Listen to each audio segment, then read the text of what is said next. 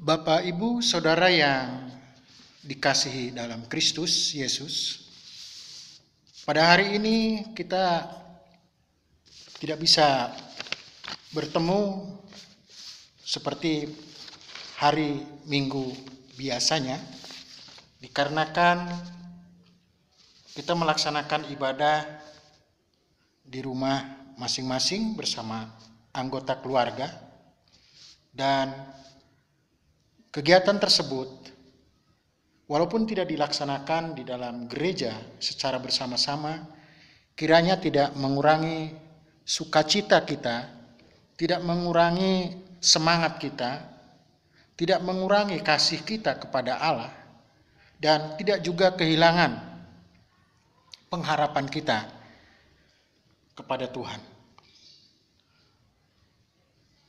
Sehubungan dengan peristiwa yang sangat menggemparkan dunia, yaitu penyebaran COVID-19 atau pandemi virus corona, sehingga kita sebagai umat Tuhan perlu juga mengambil sikap bijaksana untuk memutus mata rantai daripada penyebaran virus corona tersebut, sehingga ibadah kita sementara dialihkan di rumah masing-masing.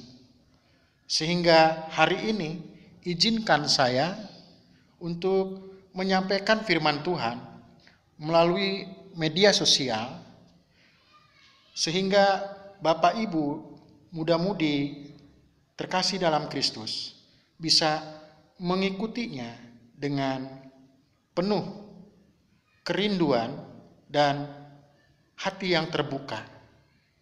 Dan Bapak Ibu terkasih dalam Kristus memberikan waktunya untuk mendengar firman Tuhan yang memberikan kekuatan, semangat bagi kita.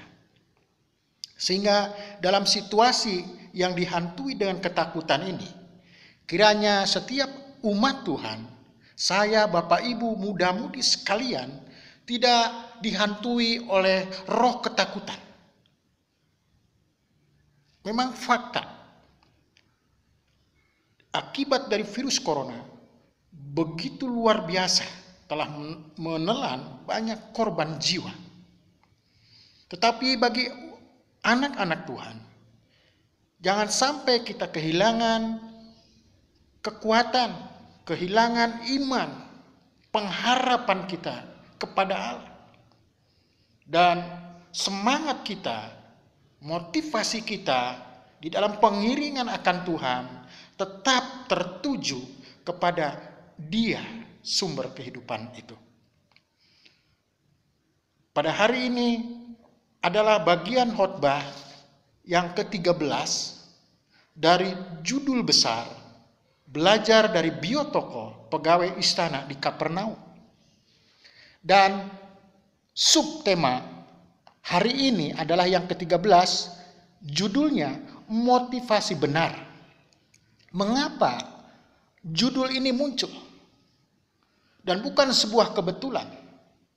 Dalam situasi yang diliputi dengan ketakutan, dampak dari penyebaran virus corona ini, kita umatnya tetap memiliki motivasi benar dalam mengiring Tuhan. Dalam segala situasi, tetap setia kepada Allah.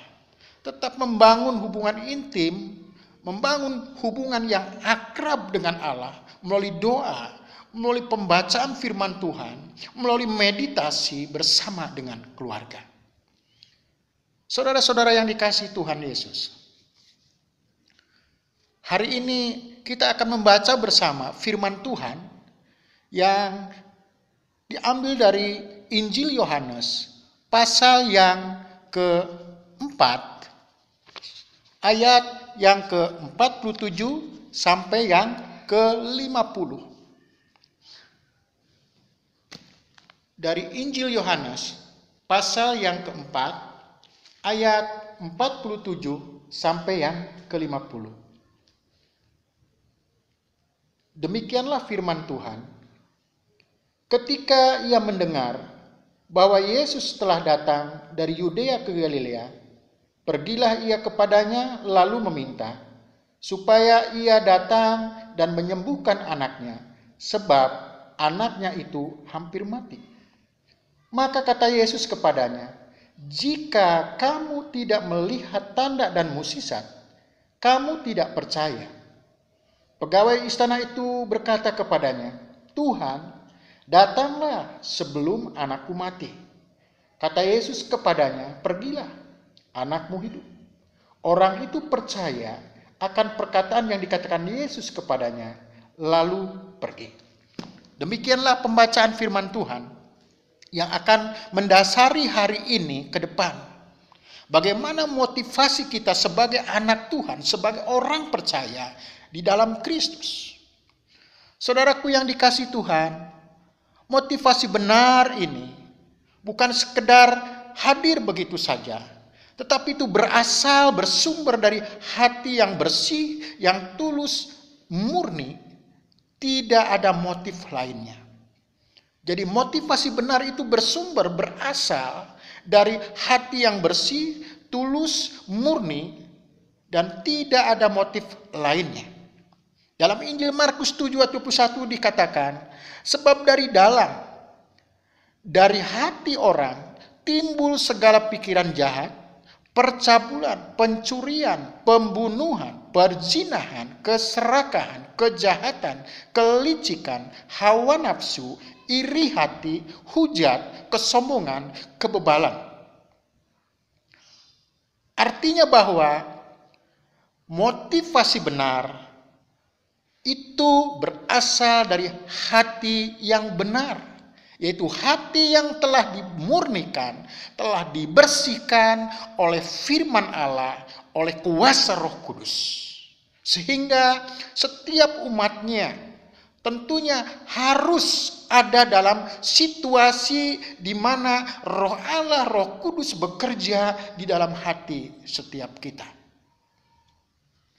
Dan Allah menghendaki agar setiap umatnya mempunyai motivasi yang benar dan yang dari sikap hati yang bersih. Saudara-saudaraku yang dikasihi oleh Tuhan, firman Tuhan hari ini akan memberkati kita ketika hati kita sungguh-sungguh terbuka kepada Dia. Dalam beberapa waktu yang sudah kita lewati, ada banyak hal yang sudah kita alami. Ada persoalan, ada pergumulan, ada sukacita, tapi juga ada kesedihan, kekecewaan. Tapi seringkali peristiwa-peristiwa tersebut merampas sukacita kita, merampas perhatian kita, iman kita tidak lagi tertuju kepada Allah, tidak lagi tertuju kepada firman Tuhan yang seringkali kita dengar. Melalui perenungan firman Tuhan dengan judul kecil yaitu motivasi benar, kita mendapatkan 3 kebenaran pokok yang dapat membangun iman kita. Apa yang dimaksud dengan ketiga pokok tersebut yang bisa membangun, memperkokoh iman kita? Kekasih di dalam Kristus, yang pertama, kita akan melihat bersama, merenungkan bersama, menyikapi bersama bahwa untuk memiliki motivasi benar, yang pertama adalah firman Tuhan menguasai hati. Firman Allah mengendalikan hati. Kebenaran firman mengisi hati kita. Yang menjadi pertanyaan hari ini bagi saya dan bagi kita semua, siapakah yang menguasai hati kita? Siapakah yang mengendalikan hati kita? Apa yang mendominasi hati kita? Ini yang harus kita renungkan. Ini yang menjadi pertanyaan dan yang harus kita jawab dan sikapi dengan serius. Karena kalau kita tidak demikian, maka kita akan berjalan biasa-biasa saja, melakukan yang buruk pun sepertinya benar saja. Karena apa? Karena hati kita tidak dalam firman Tuhan. sebuah kemutlakan agar setiap umat Tuhan, setiap orang percaya, hatinya seutuhnya dikuasai dan dikendalikan oleh firman Tuhan.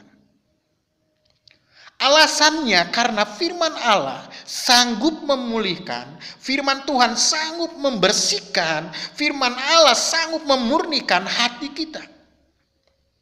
Dalam Yohanes 15 ayat yang ketiga, Yesus berkata, kamu memang sudah bersih karena firman yang telah kukatakan kepadamu. Kamu memang sudah bersih karena firman yang telah kukatakan kepadamu. Artinya bahwa firman Tuhan itu sanggup membersihkan, memurnikan hati kita dari hal-hal yang buruk. Dari hati timbul segala pikiran-pikiran yang baik, tapi juga pikiran yang buruk. Tapi juga dari hati muncul perkataan yang baik, muncul juga perkataan yang buruk. Tapi dari hati juga muncul sikap yang buruk, tapi juga sikap yang baik. Oleh sebab itu, firman Allah katakan, kamu memang sudah bersih oleh firman. Nah, saudaraku yang dikasih Tuhan, hati kita kalau mau menghasilkan motivasi benar, yang pertama, firman Tuhan harus menguasai hati setiap saat. 2 Timotius 3 yang 16 dikatakan begini, segala tulisan yang diilhamkan Allah memang bermanfaat untuk mengajar, untuk menyatakan kesalahan, untuk memperbaiki kelakuan, dan untuk mendidik orang dalam kebenaran. Artinya bahwa firman Tuhan itu sungguh luar biasa. Dia bisa menyatakan kesalahan, dia bisa mengajar, dia bisa memperbaiki kelakuan, dan untuk mendidik orang dalam kebenaran. Saudaraku yang dikasih Tuhan, ketika firman Tuhan berkata demikian, mari kita mengoreksi keberadaan hati kita. Apakah hati kita ini sungguh-sungguh dikuasai firman atau dikuasai oleh yang lain? Mungkin dikuasai oleh kebencian, ketakutan, kekesalan, kekecewaan, keputusasaan, atau mungkin juga dikuasai dengan materi, dikuasai dengan situasi keadaan saat ini. Sementara firman Tuhan tidak ada di dalam hati kita. Pujian, penyembahan yang sering kali kita nyatakan kepada Tuhan itu sudah tergeser semuanya karena kondisi keadaan. Mari saudara-saudaraku yang dikasih Tuhan, Bapak Ibu, muda-mudi yang saya kasih dalam Kristus, kita mengisi hati kita dengan firman Tuhan. Jika umat percaya sungguh-sungguh membuka hati dan mengizinkan Allah dan firman-Nya menguasai, mengendalikan dan mengontrol segenap hidup kita, maka dipastikan memiliki motivasi benar terhadap Allah dan sesama. Dalam cerita ini, pegawai istana telah memberikan satu teladan yang luar biasa. Dia memiliki motivasi benar karena hatinya diberikan kepada Yesus. Hatinya diisi oleh firman Tuhan. Dan itu sungguh luar biasa. Yang kedua, bagaimana supaya kita memiliki motivasi yang benar? Motivasi benar menjadi berkat atau kesaksian yang memancar. Saya ulangi. Motivasi benar menjadi kesaksian yang memancar. Motivasi benar yang bersumber dari hati yang bersih sangat berdampak positif dan luas hingga menjangkau orang lain, lingkungan sekitar di mana kita berada. Dan kita melihat bagaimana kehidupan seorang pegawai istana melalui motivasi benar yang bersumber dari hati yang murni dan bersih oleh firman Allah, sehingga kehidupannya menjadi kesaksian yang memancar, menjadi berkat yang memancar, sehingga warnanya berdampak bagi kehidupan orang lain. Kesaksian atau berkat yang memancar dari motivasi yang benar itu sungguh dirasakan oleh anaknya yang sakit hampir mati menjadi sembuh. Hamba-hambanya pun merasakan itu. Dan seisi keluarganya, Alkitab mencatat, percaya kepada Yesus. Bahkan seluruh istananya pasti mendengar peristiwa kesembuhan yang dilakukan oleh Yesus terhadap keluarganya. Saudara-saudaraku yang dikasih Tuhan, kita jangan membiasakan diri untuk tidak memperhatikan hati kita di hadapan Tuhan. Ketika kita menjadi umat percaya, menjadi pengikut Kristus, perlu kita menjaga hati kita, memelihara hati kita dengan firman Tuhan, supaya hati kita bersih. Dan dengan hati yang bersih, motivasi kita jadi benar. Dan motivasi yang benar bersumber dari hati yang bersih tersebut akan memancar, berdampak bagi lingkungan sekitar. Seperti pegawai istana tadi. Menjadi pertanyaan bagi kita semua hari ini ialah, maukah setiap kita dalam hidup ini menjadi alat kesaksian, menjadi berkat yang terus-menerus memancarkan Kristus bagi sesama dan lingkungan sekitar kita? Caranya ialah mempunyai motivasi benar yang bersumber dari hati yang bersih oleh karya Roh Kudus.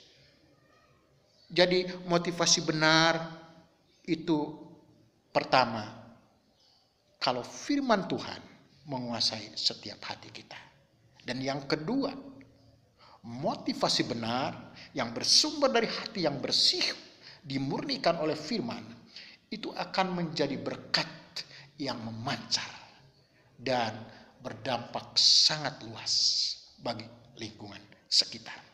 Sehingga seisi rumahnya menjadi percaya. Mungkin kita menjadi batu sandungan bagi orang lain. Mungkin suami tidak mau datang kepada Tuhan, tidak mau beribadah, tidak mau berdoa, tidak mau pergi kebaktian. Karena mungkin dari perilaku hidup kita, dari hati terpancar kehidupan, dari kehidupan kita tidak memancarkan sikap yang benar, karena hati kita tidak dijaga. Mungkin istri kita tidak mau pergi kepada Tuhan, tidak mau berdoa, tidak mau beribadah, tidak mau lagi pergi dalam persekutuan, karena suami dalam hidupnya tidak memancarkan kehidupan yang benar.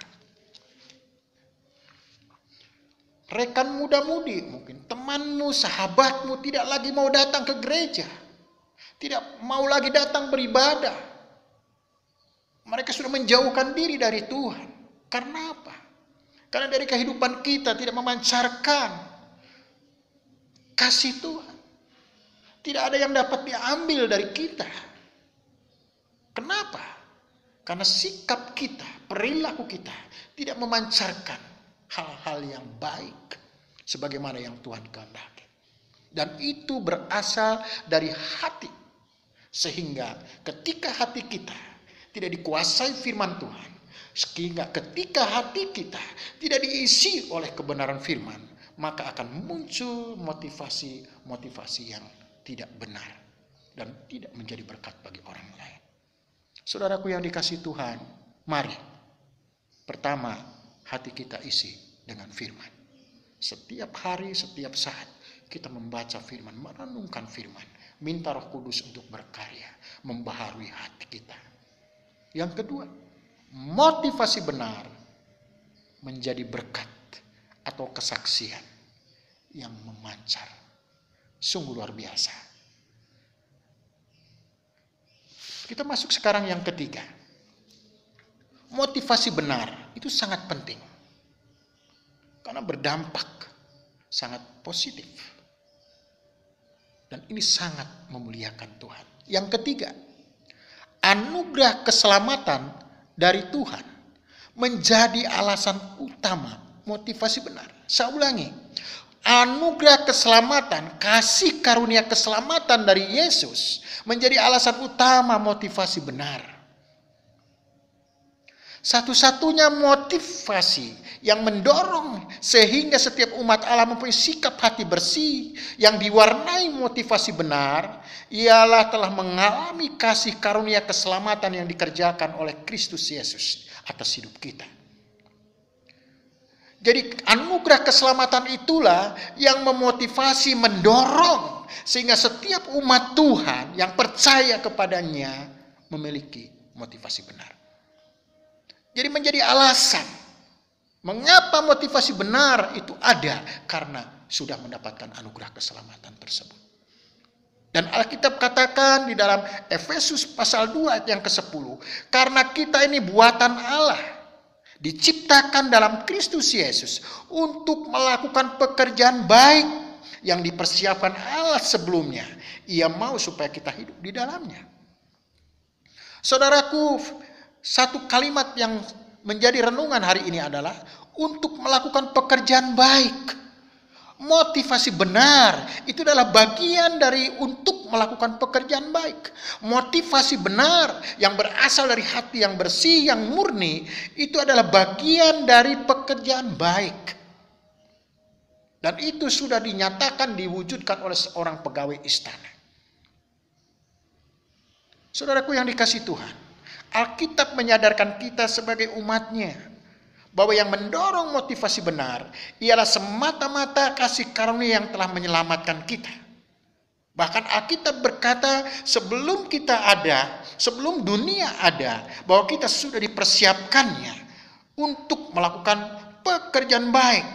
Artinya motivasinya benar. Supaya kita melakukan pekerjaan baik, berarti motivasi benar. Alias motivasi benar baik untuk Tuhan dan sesama. Jadi yang ketiga, anugerah keselamatan itulah yang menjadi alasan utama motivasi benar. Saya, Bapak, Ibu, dan Saudara, kita harus memahami. Kita harus menjalankan firman Tuhan. Mengapa? Firman Tuhan berkata bahwa karena anugerah keselamatan itulah sehingga saya memiliki motivasi benar. Jadi tiga hal inilah yang mendasari mengapa setiap umat Tuhan harus memiliki motivasi benar di dalam pengiringan akan Tuhan. Yang pertama, firman Tuhan menguasai hati. Yang kedua, motivasi benar menjadi berkat yang memancar.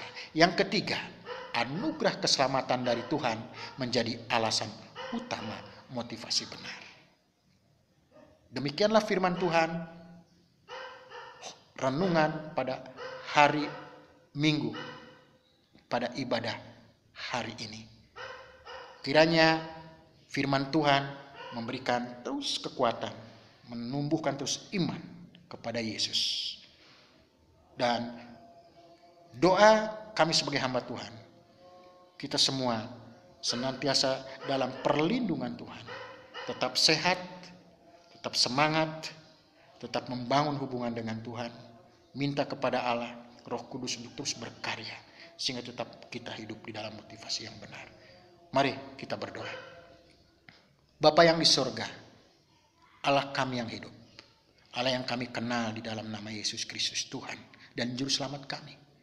Kami bersyukur Bapa, kalau pada hari ini, walaupun kami tidak ada bersama-sama dalam ibadah di gereja, kami diizinkan Tuhan untuk beribadah bersama anggota keluarga di rumah masing-masing. Tetapi sukacita, damai sejahtera, kesehatan, semangat, kasih kami kepada Tuhan tetap bertumbuh. Roh Kudus hadir dalam setiap kami. Engkau hadir di tengah-tengah keluarga. Engkau jamah setiap kami Bapa. Berikan terus kesehatan pada kami. Jagai kami Bapa siang dan malam. Sehingga kami tetap hidup di dalam Kristus. Hidup di dalam kesehatan. Tetap semangat. Tetap bekerja beraktivitas. Tuhan jagai setiap kami Tuhan. Di saat kami keluar masuk rumah. Di saat kami meninggalkan rumah. Ketika kami berpisah dengan anggota keluarga karena aktivitas-aktivitas kami. Baik kami belajar, kami sekolah, kami bekerja. Atau hal-hal yang lain. Tuhan memberkati. Terima kasih Bapak. Terima kasih Tuhan Yesus. Di dalam nama Tuhan Yesus kami sudah berdoa dan mengucap syukur. Haleluya. Amin.